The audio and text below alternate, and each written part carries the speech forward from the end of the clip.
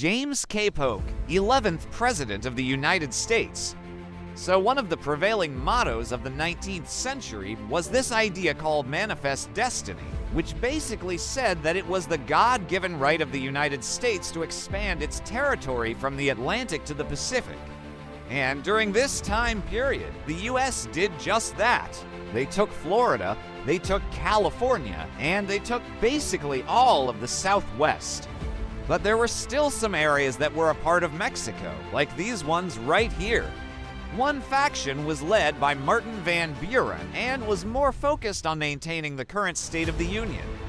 The other faction was led by Polk and was more focused on expanding the power of the federal government.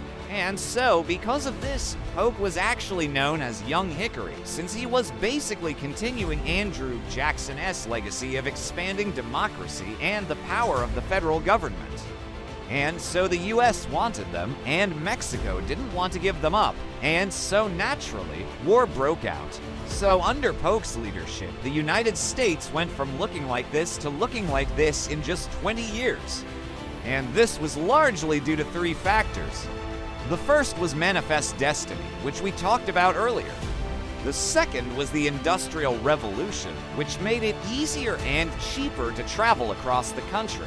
And the third was the invention of the cotton gin, which made cotton farming much more profitable, which in turn made slavery much more entrenched in the South. This war would have been a lot less complicated if the US didn't go to war over boundaries all the time. Because the thing about boundaries is that they don't really matter until you fight over them. If you want to learn more about the Mexican-American War, click here.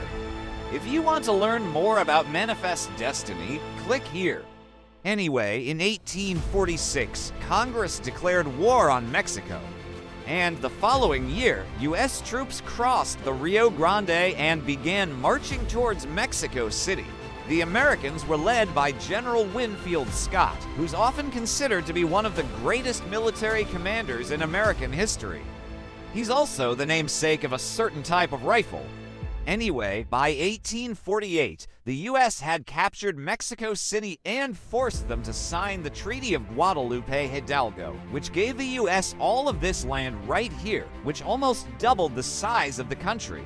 But in order to do so, they got into a little bit of a war with Mexico and they annexed Texas, and they wanted to annex it. But at the same time, Britain also had a lot of people living in this area right here, and they also wanted to annex it. And so, because of this, they drew a line at the 49th parallel and said that anything north of that line, including